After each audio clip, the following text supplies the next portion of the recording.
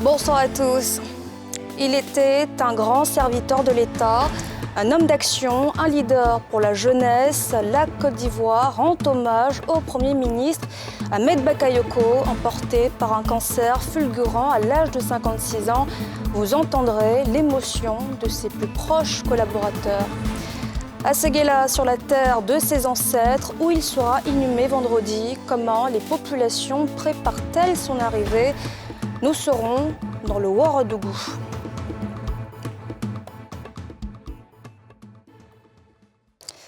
Ce 17 mars était une journée riche en émotions pour la nation ivoirienne. L'hommage national au Premier ministre diffusé en direct sur la NCI. Un hommage en présence du président Alassane Ouattara et de nombreux chefs d'État qui ont fait le déplacement en Côte d'Ivoire. Moment d'émotion et de recueillement avec des témoignages forts de ses plus proches collaborateurs. Pierre Dipomélin, Kimo Eric. Esplanade du palais présidentiel ce mercredi au plateau. L'armée rend un dernier honneur au Premier ministre Ahmed Bakayoko, ministre de la Défense décédé le 8 mars dernier des suites d'un cancer en Allemagne. Sa dépouille mortelle passe l'ultime revue des troupes. Ensuite retentit la sonnerie aux morts.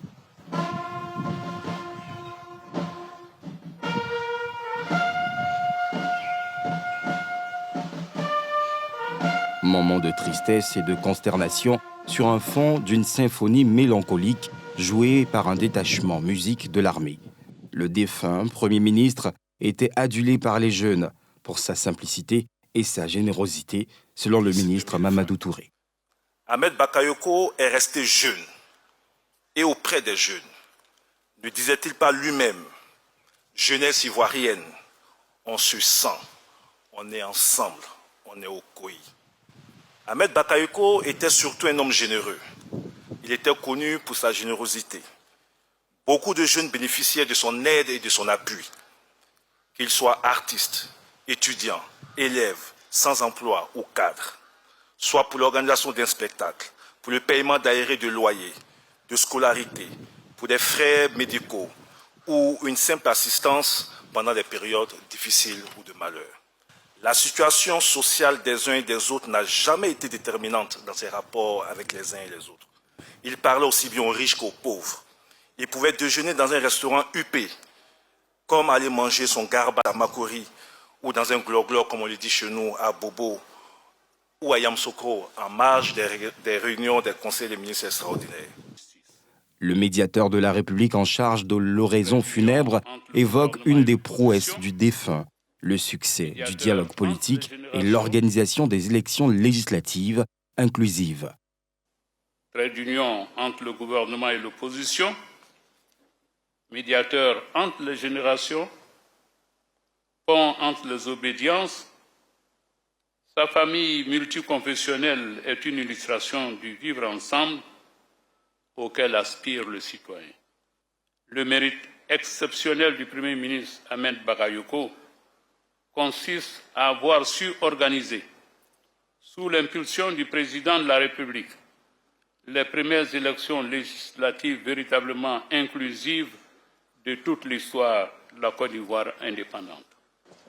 Après avoir décoré le défunt Premier ministre qui a été un de ses plus proches collaborateurs, à titre posthume, le président de la République Alassane Ouattara a ensuite remis le drapeau national, un symbole fort de la Côte d'Ivoire à la veuve Yolande Bakayoko, comme il est de tradition pour les grands serviteurs de l'État. Ahmed Bakayoko a été un homme d'État très valable. Et on est tous très conscients du travail qu'il a fait pour son parti, pour son pays et pour la région. Moi, je suis ici en tant que représentant, mais le président du Conseil européen, aussi bien que la présidente de la Commission européenne, on écrit aussi à président Ouattara pour exprimer le deuil et la tristesse de cet événement. Aujourd'hui, non seulement on perd un Premier ministre ami du Royaume du Maroc, mais également un frère sur le plan personnel, quelqu'un à qui j'avais accès à tout moment, qui offrait son aide, qui ouvrait son bureau pour discuter des différentes problématiques qui pourraient se poser. Après un hommage de sa famille politique et du monde de la culture au stade Dado d'Ebimpe, Ahmed Bakayoko sera conduit à Séguila, sur la terre de ses ancêtres, pour y reposer. Et puis au terme de cette cérémonie riche en émotions, nos reporters ont recueilli d'autres réactions d'éminentes personnalités. On va écouter quelques-unes de ces réactions. Le Premier ministre Ahmed Bakayoko était pour moi un chef, un ami et un frère. C'est une flamme qui s'est allumée aujourd'hui dans le cœur des jeunes générations et nous sommes convaincus qu'il sera un modèle.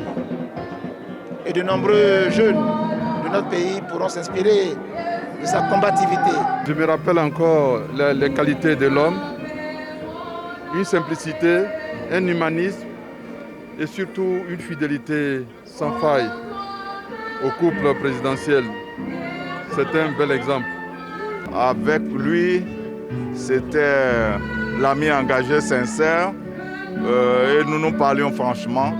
Donc c'est une perte énorme. Nous ne partagions pas les mêmes valeurs, mais nous étions, je dirais, en phase en ce qui concerne la démarche, en ce qui concerne l'engagement dont il a fait preuve, mais surtout l'ouverture d'esprit.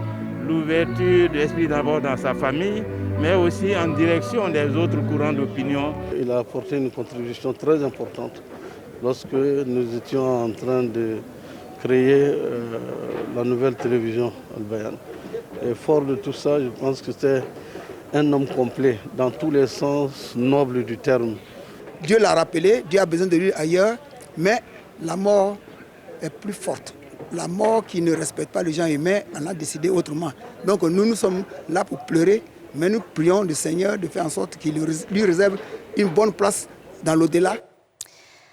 Après cet hommage national, les partis politiques ont tenu à saluer la mémoire de ce grand serviteur de l'État au stade olympique d'Ebimpe, Ahmed Bakayoko, un homme qui transcendait les clivages ethniques et politiques pour rassembler le peuple ivoirien. Aujourd'hui, ce n'est pas uniquement sa famille politique qui le pleure, mais toutes les sensibilités idéologiques. Amadou est parti, Ahmed est parti. Je me sens seul. Je suis venu témoigner avec le peuple de Côte d'Ivoire de ce qu'Ahmed a été pour son pays. Ça a été un homme d'État. Ça a été un homme que tout le monde s'est arraché. Il a donné à tout le monde, sans calculer. Aujourd'hui, Dieu l'a rappelé que Dieu est son âme. Je pense que son combat a été un combat de rassemblement. J'ai appelé ça un homme trait d'union 3 fois. Trait d'union entre 2 générations, trait d'union entre les partis politiques, trait d'union entre les classes sociales. Il n'avait pas de tri. Peut-être qu'il faut ajouter trait d'union entre le monde politique et le monde culturel. Je pense qu'il a mené une vie pleine et il a mené le bon combat au sens de l'humanité. Il avait compris que l'humanité, la fraternité était au-delà des partis politiques. Qui se donne les moyens de réussir et toutes ces entreprises. Et son parcours en est un témoignage éloquent. Parti de rien du tout, il s'est retrouvé au sommet de l'État. Il a bâti un dense réseau de relations humaines qui font que Ahmed Bakayoko était l'une des personnalités les plus puissantes de Côte d'Ivoire. Au-delà de l'homme politique, le Premier ministre, comme le disait le médiateur de la République, était un père attentif, un époux affectueux, un frère chaleureux, marié et père de 4 enfants. Il laisse derrière lui une famille meurtrie. Anonymes, célébrités et membres du gouvernement ont tenu à exprimer toutes leurs condoléances à la famille éplorée au domicile familial. Nadja Eja, Tanguy Kono. Mardi 17 mars, à la tombée de la nuit, le domicile du défunt Premier ministre Ahmed Bakayoko est noir de monde. Difficile de se frayer un chemin. Jeunes et adultes, visages connus et moins connus, tous sont présents pour apporter leur compassion à la famille éplorée. J'ai vraiment eu du mal à croire, mais comme la mort fait partie de la vie de prescription divine, à un moment donné, j'ai dû donc me résigner à accepter cette réalité. Nous venons donc soutenir la famille, leur dire qu'ils ne sont pas seuls. Et toute la Côte d'Ivoire donc est concernée par ce deuil. Nous sommes très meurtris à la disparition du Premier ministre. Le Premier ministre est notre frère. C'est une perte pour toute la Côte d'Ivoire et surtout pour la jeunesse ivoirienne et même internationale. Un départ brusque, un choc difficile à supporter. C'est pas possible, c'est pas possible. Je ne peux pas, je ne sais pas comment m'exprimer, mais on devait venir ici peut-être pour une fête, pour un mariage, pour un anniversaire. Mais je ne peux pas concevoir qu'on vienne ici parce qu'il n'est plus là. Ça a été difficile pour nous, la grande famille du Trésor, pour moi-même personnellement. Donc nous sommes venus ce soir pour compatir à la douleur de la famille. Ahmed Bakayoko part et laisse dans la mémoire collective l'image d'un homme bon, un homme du peuple. Bon, nous sommes déçus parce qu'on avait vraiment de grands projets avec lui. Il avait des projets de vraiment valoriser le sport au niveau du handball à Bobo. Nous venons d'Abobo. Il est parti, c'est vrai, mais il est présent. Il est présent dans nos cœurs. Et je sais que Dieu, voyant tous ses bienfaits sur la terre, ne peut que lui donner le paradis. Sur le plan politique, c'est son sens élevé de la médiation qui retentit en écho. Nous avons encore en souvenance le dernier dialogue que nous avons eu à la primature, et ce qui a permis, sous la houlette du Premier ministre, de permettre que nous signions un accord qui lui a permis que les élections se tiennent dans les conditions que nous applaudissons tous aujourd'hui. Il avait une belle partition à jouer dans l'échiquier politique aujourd'hui. Au moment où son pays a le plus besoin de lui, il s'en va. La personnalité qui recevait tout le monde, aussi bien l'opposition que le pouvoir, qui avait autour de lui, c'était le centre de gravité, si vous voulez. Aujourd'hui qu'il n'est pas là, je ne sais pas qui jouera ce rôle-là, mais tout compte fait, c'est une grosse perte. Parti trop tôt, Ahmed Bakayoko, l'homme qui réussit tout ce qu'il touche, laissera sans aucun doute son empreinte dans le cœur des Ivoiriens. La nation en deuil accompagnera son illustre fils à sa dernière demeure sur sa terre natale, à Séguéla. Et puis à Séguéla, sur la terre de ses ancêtres, l'on s'active à recevoir la dépouille qui arrivera demain après la levée de corps à Ivosep. Sur place, les préparatifs vont bon train, comme le témoignent nos envoyés spéciaux Timé Danger, Mathurin Badé et Fulgence Kissiedou. Rue bien dressée, murs repeints, la capitale de région du Ourodougou à fière allure. C'est la grande toilette à Séguéla, au stade de la ville, où est prévue une journée d'hommage et de recueillement aux défunts, chefs du gouvernement. Les choses bougent. Pour s'enquérir de l'état des lieux, le directeur régional des sports est sur le terrain. En compagnie d'un adjoint au maire, il inspecte les travaux. En plus des points qui existaient déjà, il y a 6 nouveaux points d'eau qu'on nous a demandé de faire. Sur la pelouse, les agents de la logistique s'activent.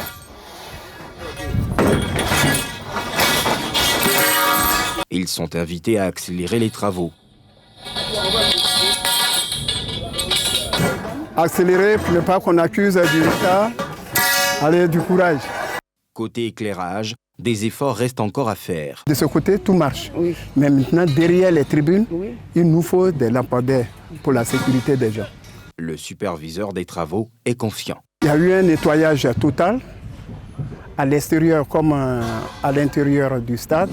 En plus, il y a eu les remplacements des ampoules pour rendre la lumière un peu plus efficace. Cap maintenant sur l'aérogare. Ici, tout doit être bouclé avant demain jeudi. La confiance est plutôt de la partie. Nous voyons que les travaux avancent très bien et il y a bon espoir que d'ici ce soir même, les travaux soient bouclés. Sur les 2 sites majeurs de l'organisation des obsèques, tout avance bien.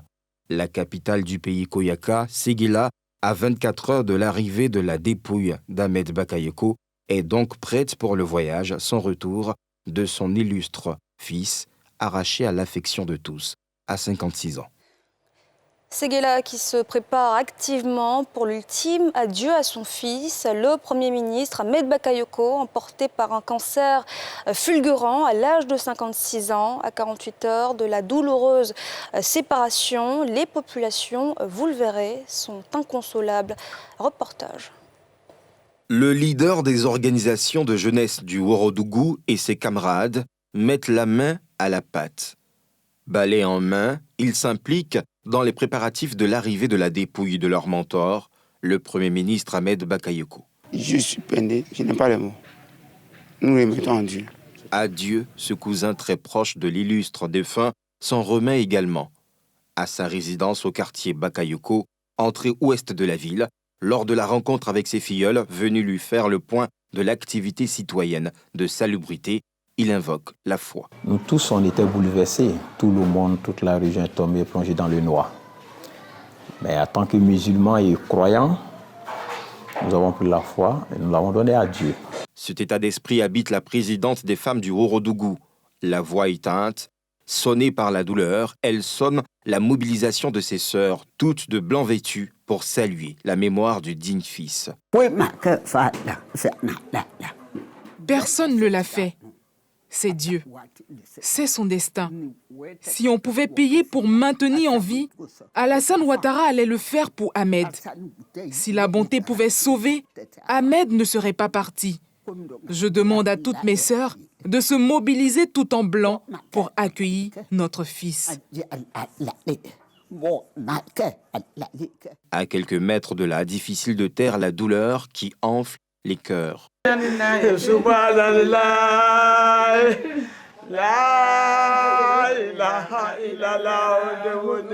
Aux pleurs s'entremêlent témoignages sur le vécu du défunt chef du gouvernement et prières pour le repos de son âme. Les mains levées, le cœur déprimé, le regard défait, ces veuves des oncles d'Ahmed Bakayoko formulent des bénédictions.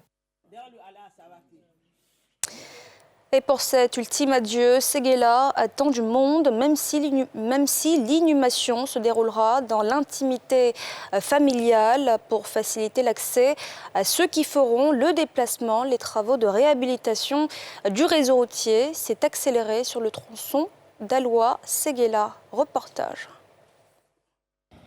Daloa-Séguéla, tronçon de 128 km sur la nationale A5. Le bitume avait cédé la place aux nids de poules et autres crevasses, source de calvaire pour les usagers de la route. C'était trop vilain. On ne pouvait pas rouler. Pour aller à Daloa, on peut faire 3 heures de temps.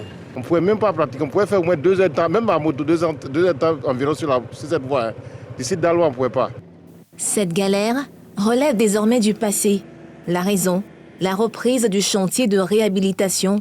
Sur le terrain, les travaux vont bon train. En cours depuis 72 heures déjà, seule une vingtaine de kilomètres de points critiques restent à traiter. De jour et de nuit, ils sont à la tâche. L'agent en charge du finisseur fait des précisions.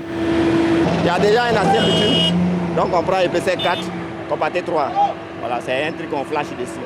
Sans attendre la fin du chantier, à un taux d'exécution de 90%, les usagers de la route jubilent. La route précède vraiment le développement parce que nous avons constaté que depuis un certain moment, il y a des villages, des campements qui n'étaient même pas électrifiés, où il n'y a même pas de boutique.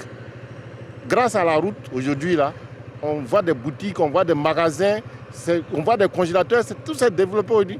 Aujourd'hui, c'est bon. Je remercie, c'est bon. Moi-même, je suis content, je suis très, très content. Le fait que la route soit faite, c'est chez moi.